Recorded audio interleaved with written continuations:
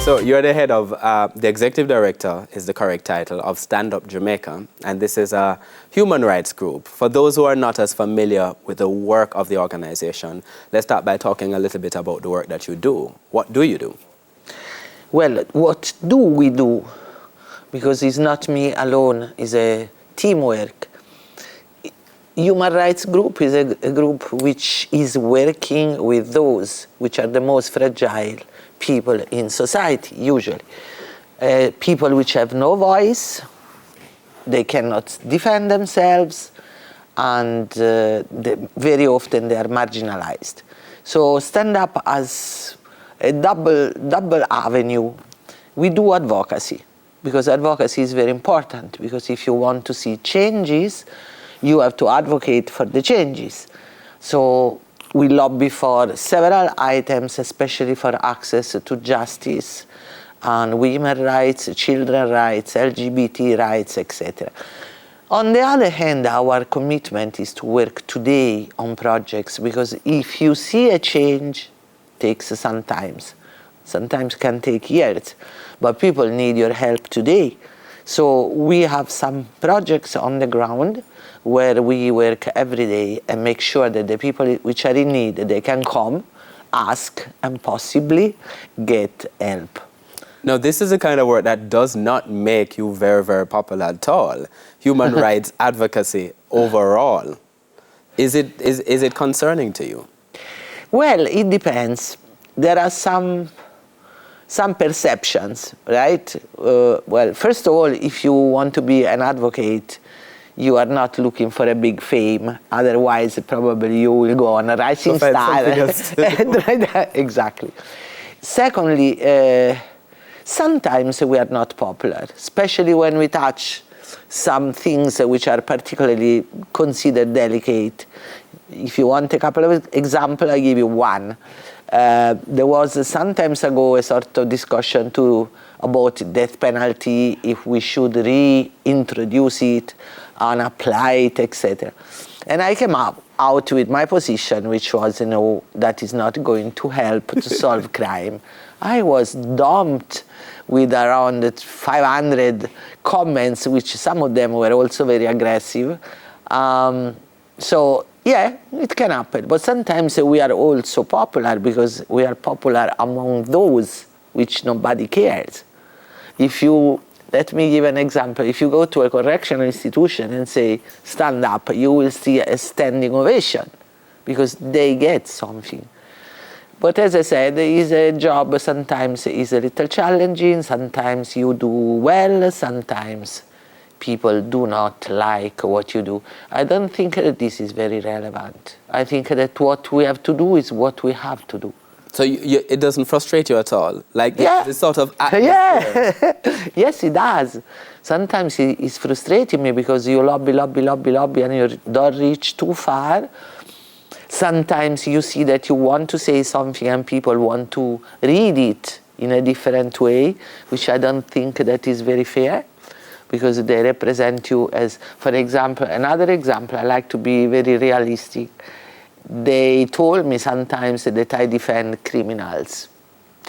I feel so offended, because we defend people against criminals. If I defend 190 abused women, right, I don't defend the perpetrators. I want to make sure that they go to jail, which is exactly the opposite.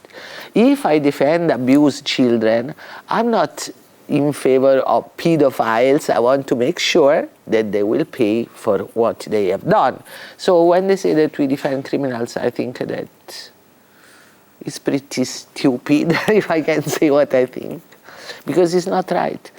If you do not agree, perfectly correct. Everybody has the right to express his own opinion. It's not that I have the truth in my hands. But don't mess it up, don't play around. Do you generally feel like things are getting better or worse where an understanding of human rights issues is concerned? It's a wave. There are moments where the wave is high and you have consent and you have people mobilizing, etc. And then we have other moments where it's flat, so nothing is going on. It depends from the social situation, if depending a lot from the political willingness. It depends from what's happening. Look at what happened with the COVID. It was 2 years where working was really difficult because there were a lot of restrictions, which are perfectly understandable. So I think that is a sort of thing that is never sure 100% what is going to happen. But I think that there are excellent moments, and I want to enjoy the good moments to bear the bad ones. Now, a big part of your work involves working with people in correctional facilities, called prisons, essentially. And, you know, as I said, a big area of the focus of your work, and also partly why it's so controversial as well. How do you feel about the work that you have been able to do over time? Well, let's start from the reason why. Why we are so crazy to pick up an item which is totally unpopular, right? Because you see, if you do women groups, you have some sympathy because you say, oh, they've been abused. If you work with children, yes, you have a lot of sympathy because children have the right. But when you come to prisoners, people when you say, come some other, yes. So throw the key, lock them up, that's the idea. But the idea which was leading us is there was a target of 4,000 and more people which were targeted to be somehow on illegal activities, crime, etc. So if we want to fight against violence and crime, that target there was very important and significant, because people think that you go to jail for 25 years. The majority go to jail from 2 years, 3 years, 4 years, and then they go back to society. How do you send them back? So what we were reasoning about the fact that we were aware that we got something particularly unpopular. But the idea, and I defend it until I will have voice, is if somebody is doing something wrong, he has to pay for the mistake. But what do you do in that shallow time, 2 years? You can just leave them alone. They get more criminals, they might teach to others some other things, they might get frustrated, they might commit suicide, they might get bad and bad and bad. But if you use those 2 years to build, you send them back to society with some instruments which will prevent most of them to re-offend.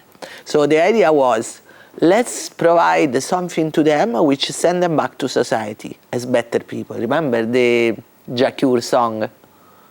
I would be a better man. That is the concept. On this concept, we have been thinking about main avenue education. So schools from teaching remedial. certain kinds of skills. You see, people don't know, but last April, we were overexcited, including Minister Main, which is the Minister of Security, because we gave, for the first time in the history of the prison, 5 masters with the University of the Caribbean. 5 people which reach a level of university. They got all A, all distinction, and out of 690 students which are outside, our 5 were among the best ones. In an environment which is not your living room, is not mommy which buy you a computer, is not daddy which say, did you eat enough? Are you okay? Are you stressed? No? They were really in a difficult situation. I'm going to have to stick a pin right there because we have to go to the break. But I want to come back to that idea after the break, because very often I find that there's a conversation where people seem to think that, as you say, prison is a bed of roses and that it's some sort of fantastic, you know, place to be, and that you're having 3 square meals a day and it's just wonderful. So we're going to take the break right now on Profile. My guest is the Executive Director of local human rights group Stand Up Jamaica, Carla Gullotta, and we are back right after these messages.